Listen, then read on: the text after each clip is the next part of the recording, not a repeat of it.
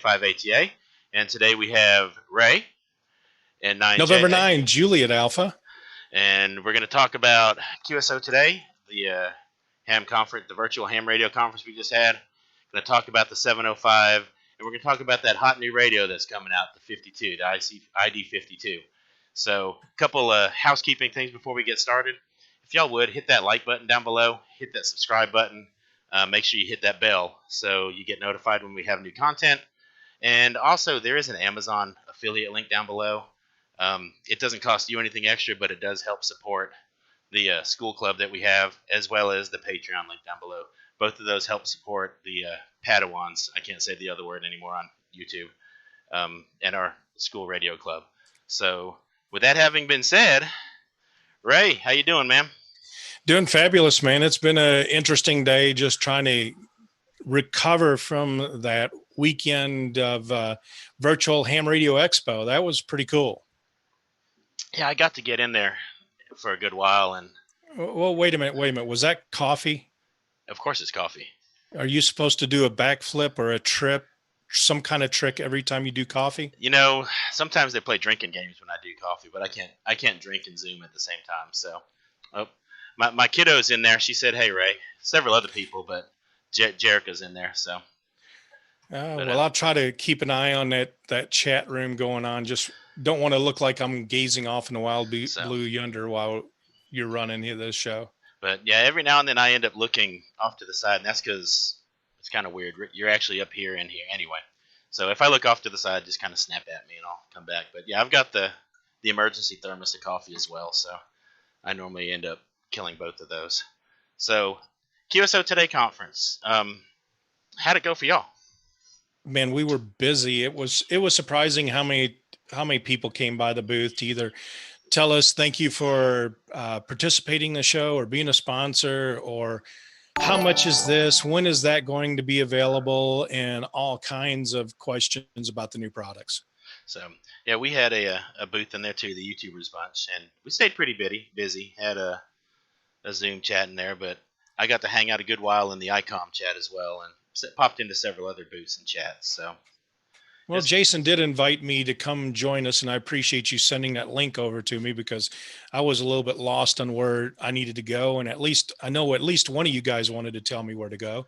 So, yep. So we're glad you joined us over there. It was a good time, and let's check up and real quick see who we've got in the house here. We've got Alden Jones. You're new to me, Alden. Good to meet you.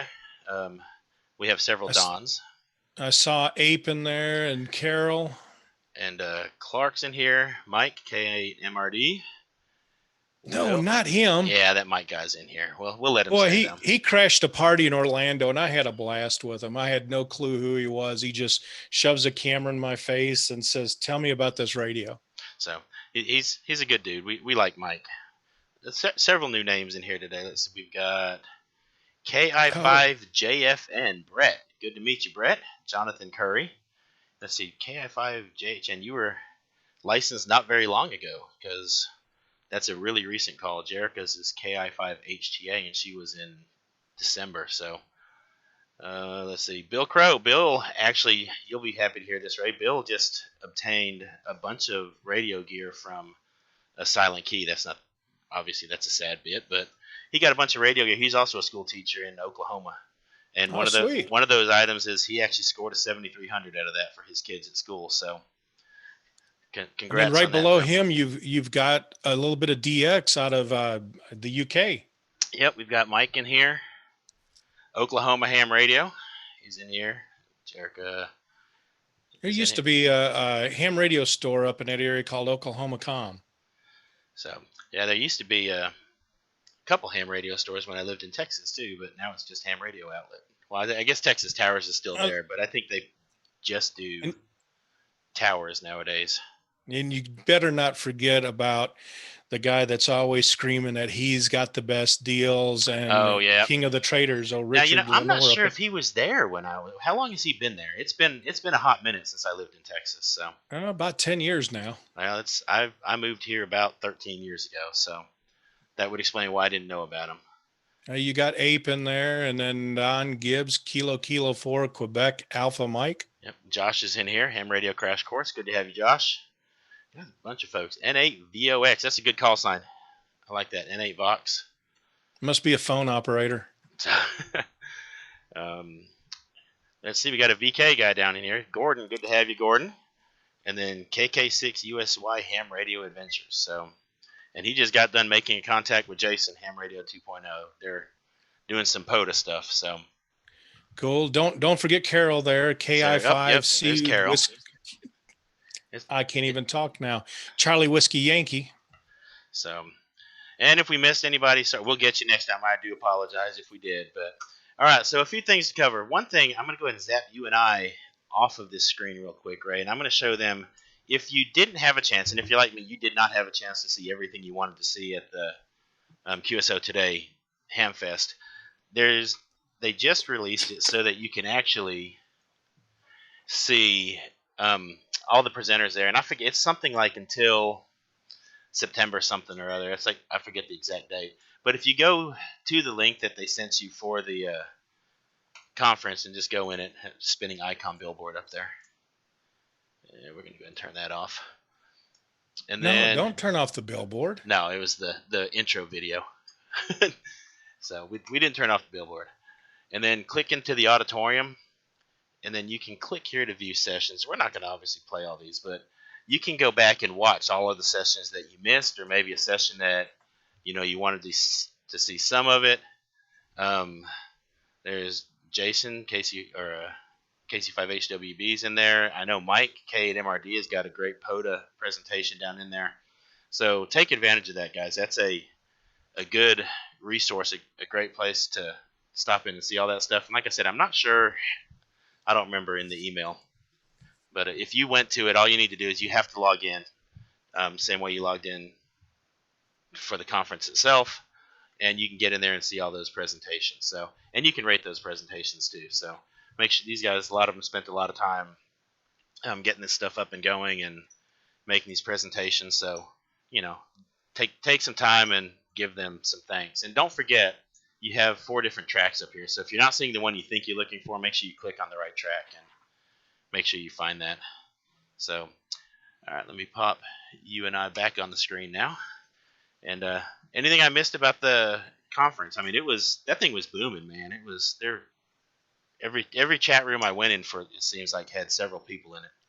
Oh yeah, at one time we had over 600 people in our chat room, and it was tough to keep up with it. People finally started learning that if you click the name of a booth personnel, you could do a direct message and get a one-on-one type conversation going on. When you're in there, anytime you see an Icom logo, click the Icom logo. It'll take you directly to the Icom booth. And we had some fun things that you could download, as well as a couple of videos on new products. So, and speaking of new products, okay, we'll touch on the older of the new news, because y'all have rolled out a couple. Well, about to roll out a couple of things now. In fact, several people were getting all giddy this last week because their pre-order status at various vendors turned into an order status. Oh man, it's been crazy because emails going out, new orders, dealers are quoting like November. Well, somebody who's just had theirs converted from a deposit into a real order got an email that it said November. So there's been some drama behind it. People are just so excited to get the radio that I'm now bored with. So you've had one for a few minutes to play with. So if you ever feel the need to have somebody else play with it, come to Mississippi, and I'm sure Jerica and I can play with it for a little while and have a good time, and maybe we can throw up an antenna in a park and activate a park together or something. So, well, like you and I've talked before, I've got family that lives in Oxford. I'm probably going to be there in October, so I'll have some toys to bring, and I'm going to be camping out there at that park that you like to activate, John W. Kyle State Park. So, well, I wasn't going to disclose where it was, so now they all know which park I activate the most. It's okay. It's pretty. That's kind of my go-to park. If we just have like an hour or so, we want to hop out and activate a park. That's what we do. It's only a couple miles from me, so we just get out there and hit it. So, but all right. But yeah, so, the 705. I mean, again, it's been a fun radio to play around with, and as it scrolls through, been playing around with the CW memory keyer on it. So hopefully we'll do something with Josh about a project. When I first got it, Josh and I spent, I think we talked about 2, maybe 3 hours trying to figure out some of the ways of doing data wirelessly. So last week I was on vacation out in New Mexico and had a good time playing around with the radio. And in my RV, I've got Wi-Fi because I can't be a non-connected type person. So connected the radio to Wi-Fi, used my remote control software to control it. And it's fun sitting inside the air conditioning with the radio next to the antenna doing some digital mode. So we'll show that on Josh's channel if he'll have me on there again. So I imagine you can probably convince him to let you on there again. So as you know, a lot of the folks that, I kind of attract to the channel because I am a school teacher and I try to introduce Padawans to radio. A lot of those people are newer to the hobby. So if you don't mind, kind of step through, if you wouldn't mind, some of the basic features and stuff the 705's got. Well, I saw Patreon. I'm not sure what you call them, but N8VOX made a comment that we need a Wi-Fi HT. Actually, we do in the commercial side of the business. And in fact, they're about to introduce one that does our IDIS digital system and Wi-Fi tied together. So that's going to be a pretty cool product. Ham radio wise, looking at the pricing in that, I'm not sure if I want to try to sell an $800 portable. So no, and yeah, N8 Vox, Ray saw it before I did, so thank you very much for that super chat. I do appreciate it. That money goes into that 7,300 fund we're trying to get for the Padawans at school. So much appreciated on that.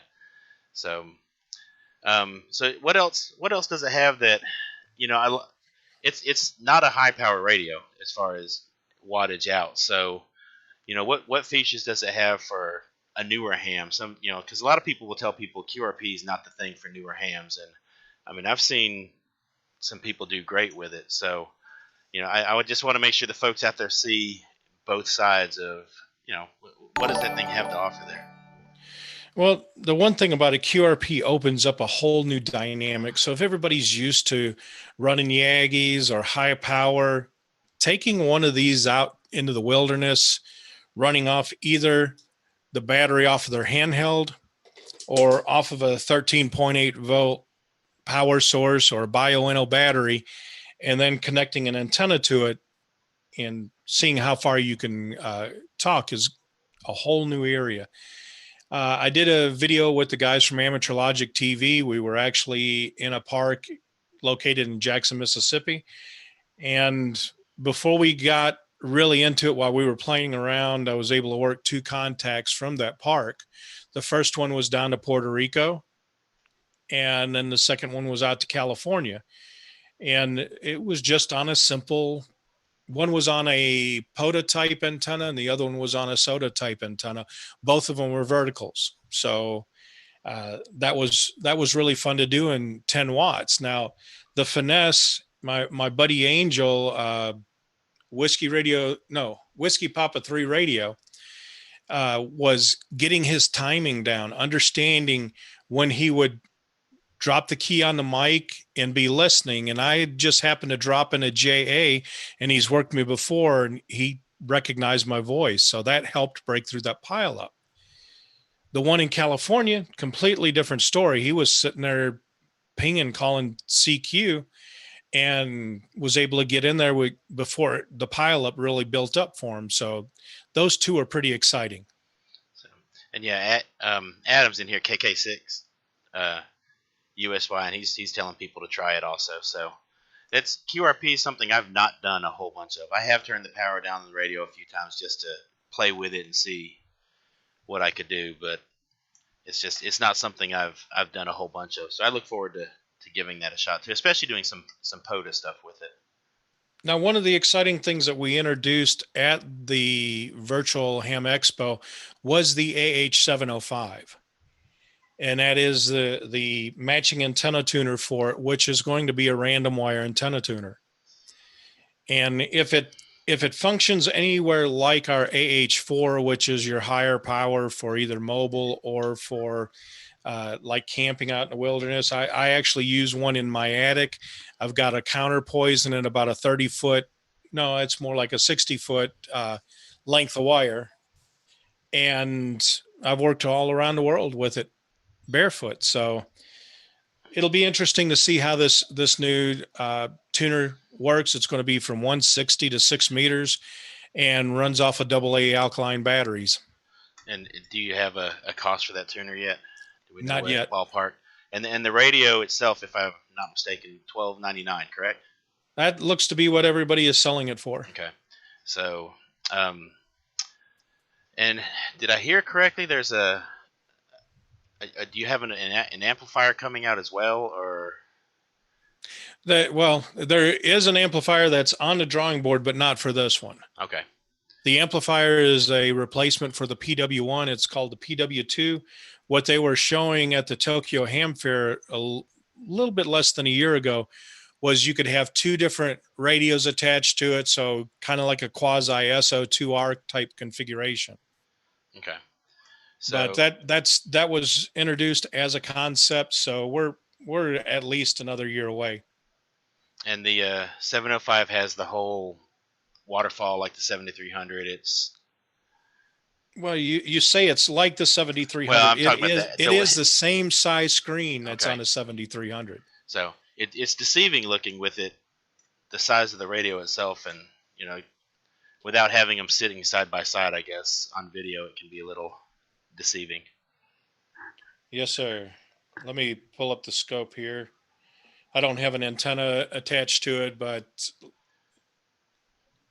you can see there's the scope down below. Yeah, and I want to go ahead and point out, y'all in the chat, any questions y'all have as well, throw them out there, and we'll try to get those as we go.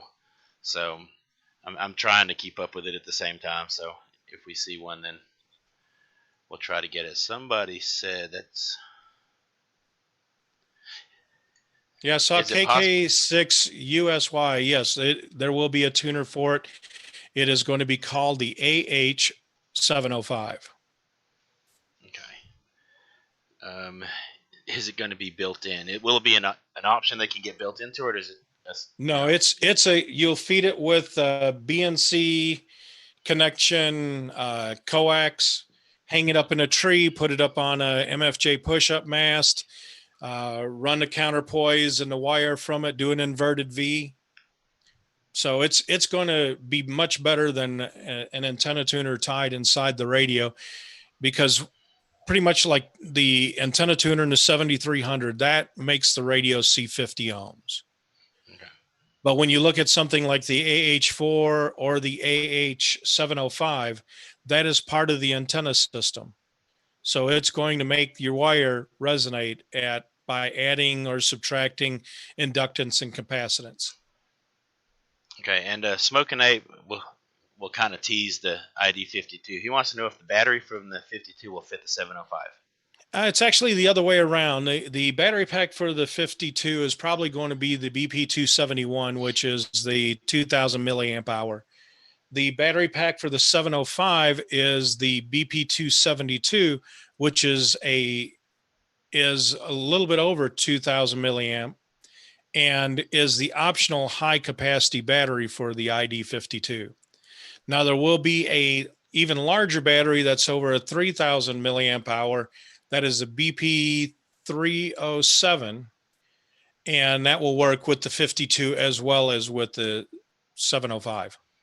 Okay, and Kevin said he heard the FCC has now approved the 705, and that was last week, like Friday or something like that. Yeah, it's Thursday or Friday. It made it real exciting for the show, because is it FCC certified? When is it going to be available, and how much? That was the top 3 questions on that radio. So, Ghostman DKA, will batteries be interchangeable between the 705 and HTs? And I assume he probably wants to know which HTs. Well, the ID-51 and ID-31 series uses the same battery pack. This happens to be the BP271. But in fact, on the 705,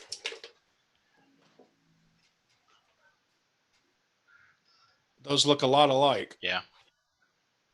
So I take the battery off of the 705, put it on my, this is actually one of the color ID-51A plus 2s. And it powers right up. So powers right up. All right. Let's see. David Brown, will it be a 10-to-1 tuner or closer to a 3-1? Back to talking about the tuner. He likes the one built into the 7300. Or is it like the one built into the 7300? No, it is not like the one in the 7300. The 7300 is a 50 ohm or a balanced or an unbalanced line antenna tuner. So you have to have a coax fed type antenna to use with the 7300. This is going to be a random wire antenna tuner. So one post will have your random length of wire. The other post on the bottom side of it will be your counterpoise. And this isn't a question, but I got to point it out. Bill, our school teacher in Oklahoma, also scored an AH4 in that slew of stuff he got out of there. So, well, there used to be a real good site on the AH4. Unfortunately, I guess either the OM that had posted his passed or decided it was no longer helpful to anybody. But there's a lot of good information on using the AH4. And it will be the same for the AH-705. So, Ghostman wants to know if you can just take his money now. I know I can guarantee you there's going to be a will. dealer out there that will definitely have the money for it. So, or take your money for it. But all right, any other questions about the 705 in here? Somebody's asking about a rubber duck recommendation for it, or for the handheld. So we'll get to that one later. Yeah, well, I don't have a recommendation for an antenna. I stay away from that because there's so many different antennas out there. The one other thing is for you guys that like to troubleshoot repeaters, this is going to be a nice service monitor for you to go in there and sniff out stray RF. That was the band scope on 2-meter 440. I think Josh has been doing that and had the power company, and he's had all kinds of noise issues out there. So. Oh, yeah. So, all right. So, if it's okay with you, let's move on to the newest news of the bunch, the ID-52. And if it's cool with you, before we get started, I want to play the little video y'all have out for it.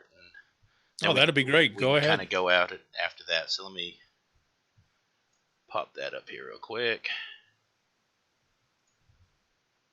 All right, and.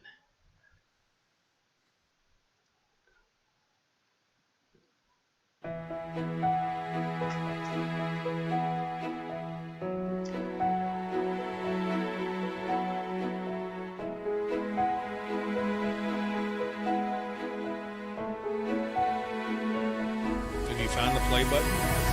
It should be going right now. Oh, there we go. Remember, yeah, there's a delay.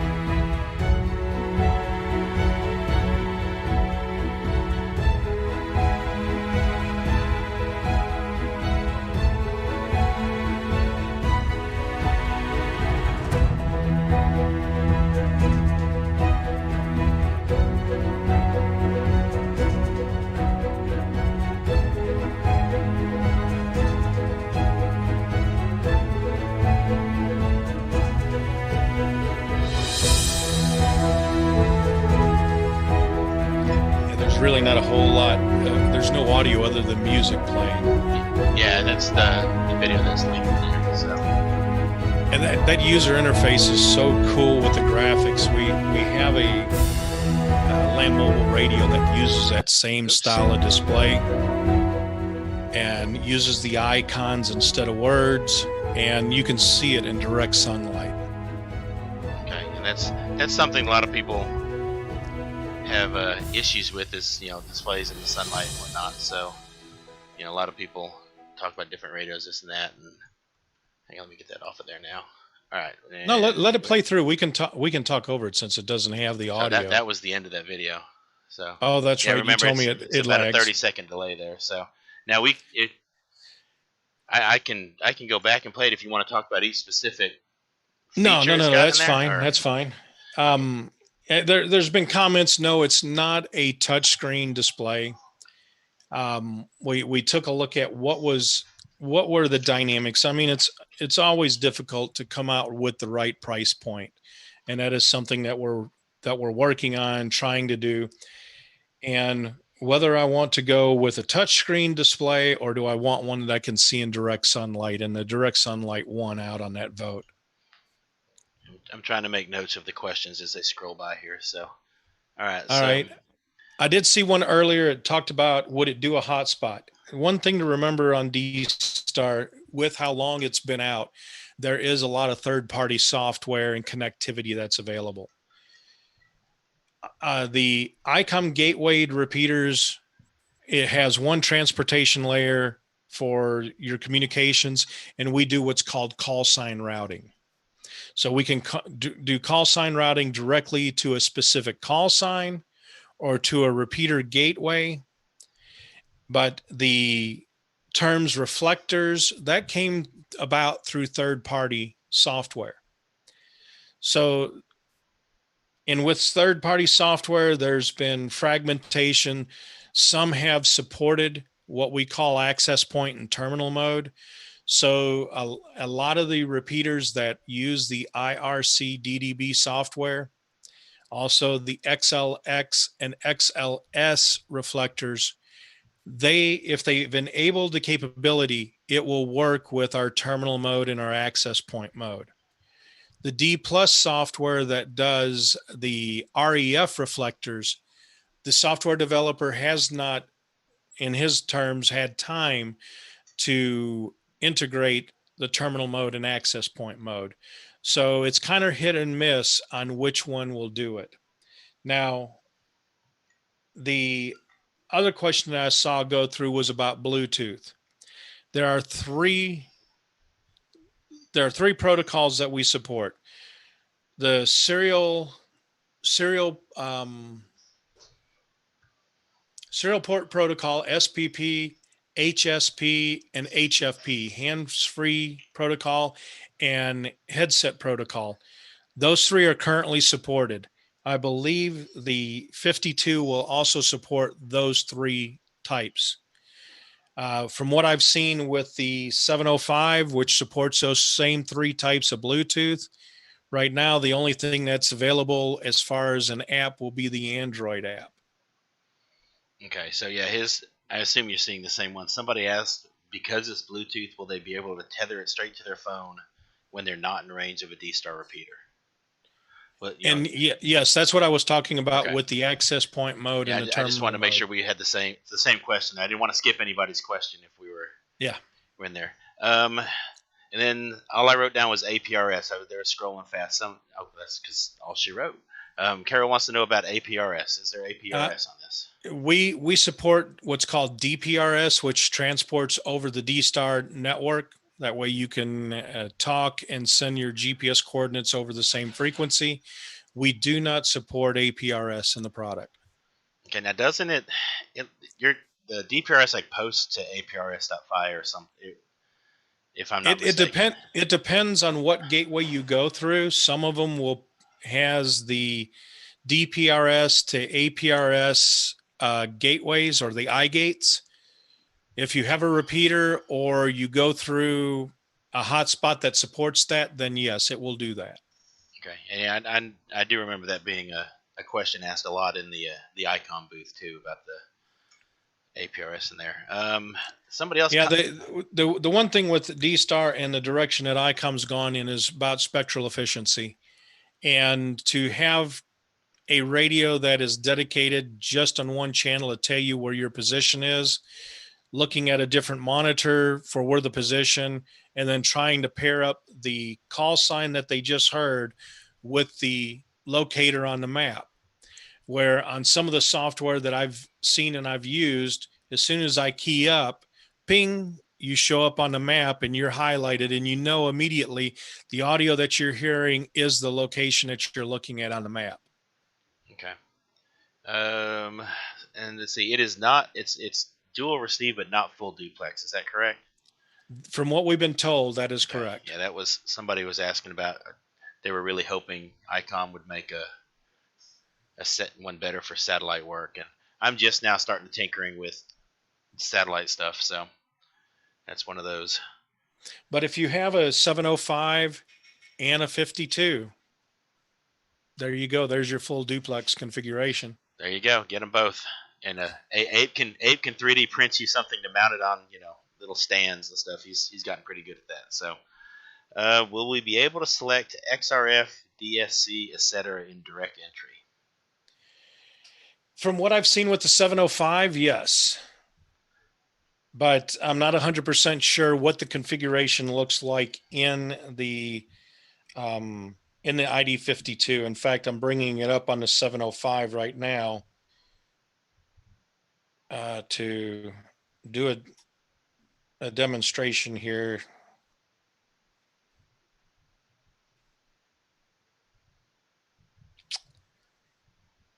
I got to remember. While you're pulling it up, Clark just said, "There goes the bank account." Try working on a school budget, Clark. It goes a whole lot faster than that. Okay. Oh yeah, that's a reflector. So that's where I'm talking to. So they've actually. Let's find where the happy focal point is. Okay. So you can see in the text on here. And then we go to the direct input. Come on. Slide it over to your right. There you go. Yeah, there's DCS, XRF, REF, and then this is going to be something that I know my buddy Justin Mann will like. Justin is visually impaired, so he's gotten into D-Star. He's having fun right now with an ID-4100, which has an iOS app, and the iOS app is fully accessible. So he's able to control his 4100 with the iOS app. But one of the things he told me many years ago was these radios that have continually scrolling menus, he never knows exactly where he is on it. So at the very absolute bottom is the REF, and you toggle all the way up to the top to the XLX. Okay. Yeah. So if you know, for him, if he knows that there's 4 different type of reflectors, he can touch the up button 5 times, and he knows that he's at the absolute top, and then count his way down. But looking at some of the accessibility in these devices like iOS and Android apps, that changes the ball game for somebody that's visually impaired. Yeah, I can see that. In fact, I was just talking about her today a few years ago. I didn't have the opportunity to teach her radio. I taught her English, but she was a completely blind young lady that you learn. You have to think about things a little bit differently when you're thinking about different populations of people, and so that's really cool. Let's see what else we have in here. If you've ever worked D-Star, and I'm laughing because I've seen my buddy Roger, Kilo Echo 4 Bravo Fox Golf. If you've ever worked D-Star, and I think he's popular in DMR as well, you've talked to Roger somewhere. So, and Roger makes it to most of the live streams here for the YouTubers, folks. So, good. He's a great guy. Good to have you, Roger. Thanks for being here, man.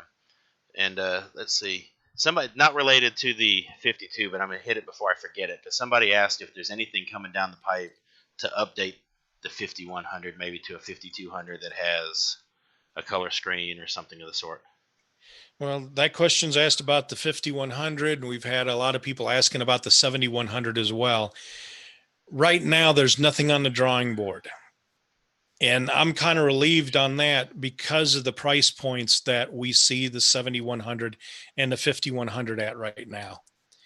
Any major development on either one of those 2 radios are probably going to take them back up to the higher price point to recover the R&D. Yeah, and I was going to see if that's one of the biggest beefs a lot of people have. And obviously I teach teenagers, so money matters to them. Explain kind of why radios, and I kind of start out at a certain point, and over time they decrease. If you don't mind just kind of giving the quick and ugly, this is how come we have to charge you this much at the beginning, but later we can charge you X amount. Well, it's called research and development. You got to find the right parts. You got to develop the software. And if you take a look at the computer industry, your mid-grade computer is around $1,200 to $1,500. It doesn't matter. There's always the new one in those price points. If you want to wait for it to, you won't see a computer really be on the market for longer than a year. It's usually a 6-month cycle, and the computer or the laptop that they release today, they've already got 2 next generations down the road already figured out. Amateur radio is not like that. You're going to have anywhere between a 5 to a 10-year life cycle on products, at least from Icom. I mean, we're not going to be chasing every possible feature or the latest new fad. We want to give everybody a good value and keep it on the market for quite some time. Okay. David Brown said it's hard to get accessibility right. He's an iOS developer, apparently. So if y'all got it right, kudos to you there. So, and it sounds like you did. Well, Justin seems to be happy with it. I mean, he made a comment that it's as accessible or more accessible than a competitive radio that will talk to you. Okay. N1 ERA Mike wants to know if you have an ID-52 there to present. So unfortunately not. It has not appeared in my magic trunk yet. So when it appears in the magic trunk, maybe we can get you to come back on and that's a funny story. A couple of years ago at WRTC 2018, after the event was over with, Karsten Durer from Germany posted a photo on social media, found in my car, and it was 2 7851s. Since then, that community has always joked when they found something new, found in my car, found in my driveway, or found in my trunk. So that's been the fun thing. I don't think I can get away with saying I found it in my driveway, since my wife's in the next room watching the stream. So now she knows my attempt at the trick there. It's funny here. David made a comment. Phones sell orders of magnitude more than amateur radio. There's a lot of 7300s out there. It seems like you hear one on HF every day. What they sell in cell phones in 1 week is more than we've done in 5 years. So, yeah, you're right. There are a whole bunch of 7300s out there. I know that the vast majority of the YouTubers bunch have a 7300 as well. So, all right, Gordon's asking or saying, I guess, the ID-52 needs USB Type-C. So, yeah, y'all went with, is it a micro USB and not a C? Yep. That is correct. And I know that some people were asking, why that decision? Why going that way? Form factor and availability. Okay. That's the 2 biggest things. A micro USB cable is very easy to find. When they started developing this product, and when you take a look at something taking 18 to 24 months to develop, so you got to take a look at what you have, the longevity, and then the final part of it is the form factor that you're wanting to go with. So keeping something that is the same thickness, the same width, maybe a little bit taller than the ID-51, that's a bit of a challenge to go with.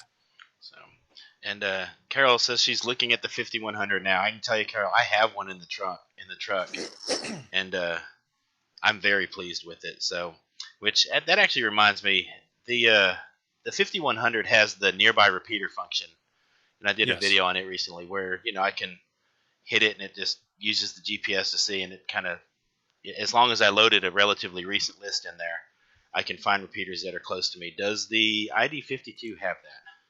Yes, it will have that. And one thing about it, no matter how often you download lists, because amateur radio is voluntary, it's not like public safety and some of the other databases for public safety on a very popular scanning device.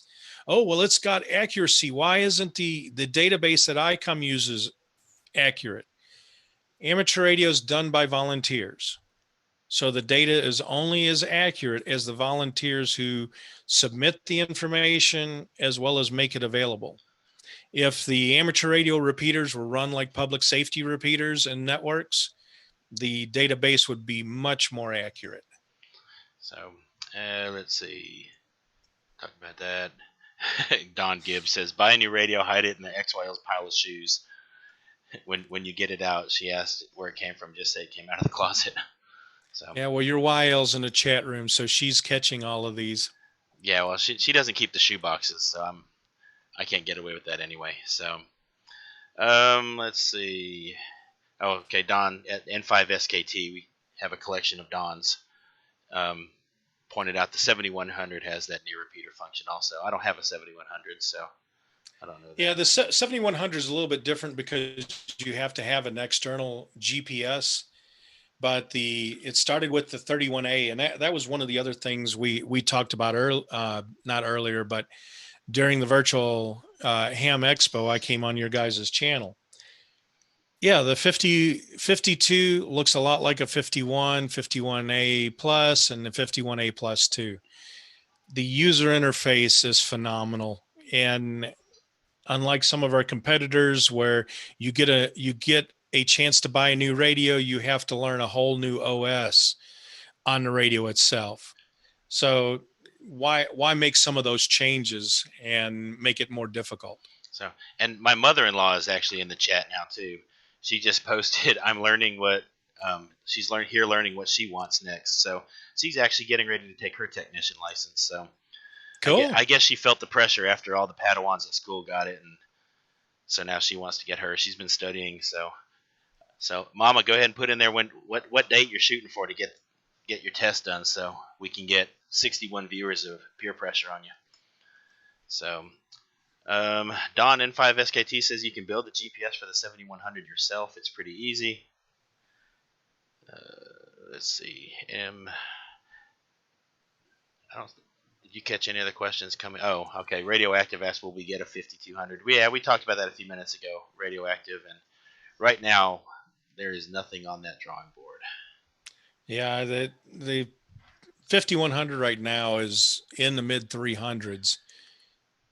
And that actually was, when that radio came out, it was a reprieve because the previous one, which was a 2820, by the time you bought all the optional accessories, you'd spent almost $1,000 on the radio.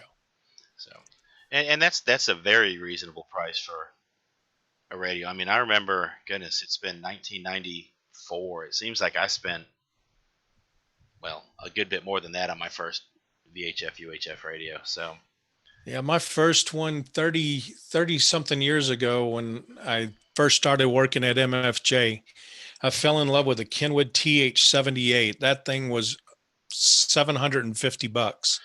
Yeah, my first handheld was ridiculous too. It was, I don't even remember what model it was, but it was like $600 or something like that.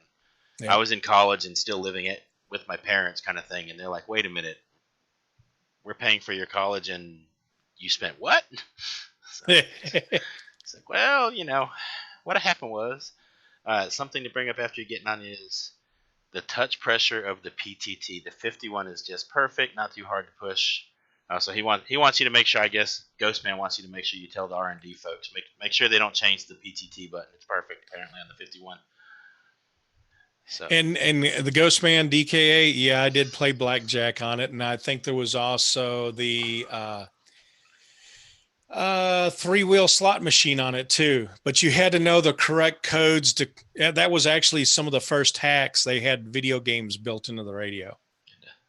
K8MRD says Icom interface for the win, and and honestly, that 50. Well, that's not true. I've had this old 2100 forever and a day, and that thing, it just keeps on ticking. But the 5100's the first radio Icom I've had new in a good bit, because the other one just never dies. And the interface, in fact, I did a video on it where I didn't read the book. I just wanted to open it up and see if I could make it go. And the interface is extremely intuitive. It's not, some of them from different companies, you have to know which 8 menus to dig down into, kind of thing. So That was And nice. the one that I like is the radios that have 1,000 different menu items, and they're in a huge laundry list. And when ICOM decided to do what we call the smart menus, and that is if you're in sideband on an HF radio, you only see the settings that pertain to a sideband. When you go to CW, you don't have to worry about Vox. You focus on the things that are just for CW or RTTY. And to me, that makes operating the radio so easy. Yeah. So let's see. N8 Vox says he's still got a 2100 from way back, and it still chugs along. So, and then N1 ERA is guessing that the 5100 will follow along with the 52, and eventually you'll get a 5200. So, but One of these days, who knows? But like I said before, I don't see it on the drawing board anytime soon. so, all right. I forgot I was going to get you to model the backpack for the 705 real quick if you have one handy. Just let's see if we can get you to throw it on. Oh, hold on. Mike says Icom's the apple of ham radio. Oh, Don, HCX 202. I had a 202 for a while. Oh, we shouldn't have told him to get up. Now we can see the bears on the seat. With the programming software. Okay, that's a good question, Don Gibbs. We'll ask him that. So we'll go ahead and let you show the backpack off, and then got another question or two in here. So okay, so that's not as small as I thought it was. I've kind of been throwing a little shade at the backpack because I was under the impression it was really small. But it's not as small. I usually just sling it over one shoulder, or like I joked around with you before, if you've got a large backpack with stuff, this makes a very nice chest pack. So yeah, you just throw it on the front way here and just wear it. Then I can be like all the Padawans at school. For some reason, we just gave out a whole bunch of Chromebooks this year and so they got a backpack specific for us. So they all wear it like a chest pack. So I can be cool like them. So for you and I, we could either put the radio in the top, or we could use it as a snack pouch. We might need the snack pouch. So especially if you're going to expect me to climb a mountain. And then on the side here, I've got my other 52 in there. It's webbed, so it might be good for your coffee thermos. So yeah, it may not be big enough. It may hold this little Yeti, but this one, well, it's already empty. So that tells you how long those last. Let's see. Somebody had a question. Will the programming software for the 52 be the same as for the 51? The 51 is really easy to program. Depends on which software we're talking about. If we're talking about the Icom software that is going to be downloadable, it will look and feel very similar. But the biggest difference is the 52 is going to have 2,500 repeater memories. So in that DR mode that you were talking about earlier, Steve, it's going to have 2,500 of those. So the radio will sort them by the geocache or metadata that is in the repeater list in the DR mode. And you can also store both analog as well as digital repeaters, the D-Star repeaters, in the repeater list. So just like your 5100 that you were showing, you can do the near me DV or FM or both. So, and I flat loved that near repeater thing. I remember back in the day when it took forever, especially before you could program a radio with the PC. It took forever to program a road trip. And, we went up to Nashville, and I was like, I'm just going to test this thing out. And it was, click. And like you said, there were a few repeaters that were no longer there because it's updated by volunteers. But, well, Sonny, I remember the days before we had PCs to program radios. So, yeah, and we were lucky to have 50 memory channels. Yep. So, and who knew anything about alphanumerics? But Bob D just asked, will the 52 have a touchscreen? No, Bob. We hit that one a little while ago. It came down to a choice between being able to see it in the sun or being able to touch it and make it go beep. So seeing in the sun won. Clark, that's a good question, Clark. How much will the backpack weigh? when everything that comes with the radio is in there. So, because a lot of these folks, especially, some of these guys like to climb mountains and stuff and do that soda thing. I prefer to pull a camper and do the POTA thing, but whatever. And so weight's going to be a consideration for some folks. Well, it really depends on what all you want to take with you. I mean, that's kind of a trick question. Well, he was saying with the stuff that comes with the radio. So with the radio and the battery pack, I guess. I mean, the backpack itself can't weigh much. No, the backpack itself doesn't weigh much. The radio is 1 kilo, so a little over 2 pounds with the battery pack. I don't have any specs on the weight of the AH-705. So, but I know right now mine weighs a good 15 pounds with all the stuff that I've got in it. And then I would have to have at least 15 more pounds of coffee thermoses and whatnot. I mean, I've got the 705 in there, and then power cable, Bio-Enno battery. What size Bio-Enno battery is it that you're hauling around? Looks like the 4.5 amp hour. Oh, okay. It's itty bitty. And is that the same battery you had when you were on Amateur Logic down in Jackson? Is it? No, I had the 7 amp hour, so I had the big one. I've also got the Comet HFJ 350M. I've got the Alpha Loop antenna, and that's got the QRP head in it. Then I've got the 100-watt jobber in case I bring my 7300 along. Then 50 foot of coax with a SO239 and a BNC on it. My trusty MFJ antenna analyzer. Counterpoise, a couple of adapters. I did have my R30 on it, as well as an ID-51A anniversary. So like I said, quite a few things in the backpack.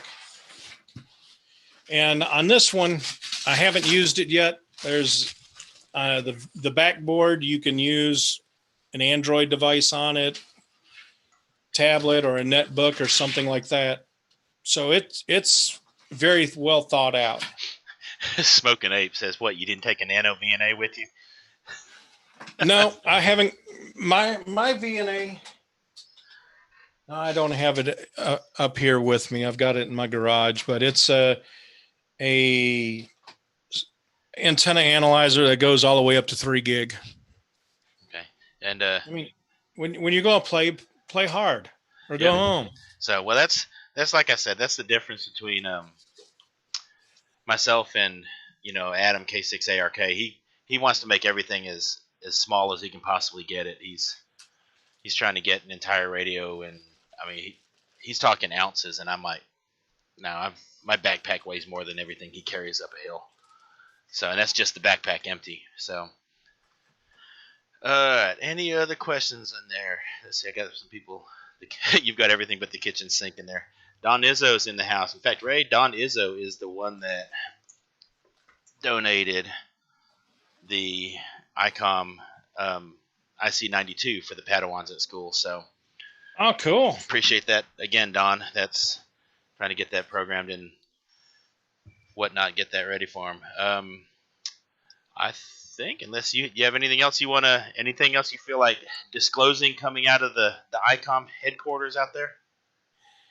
Let me see. We talked about the AH-705, the 705 itself, the BP-307, the ID-52. That's about it for now. So, alrighty. If y'all don't have any other questions, then I appreciate you coming on the stream with me, Ray. Good stuff. I'm looking forward to that 52. So, like I said, it's. Oh, there's the last minute question. Power output on the 52 from Ghostman. Typical 5 watts. Typical 5 watts.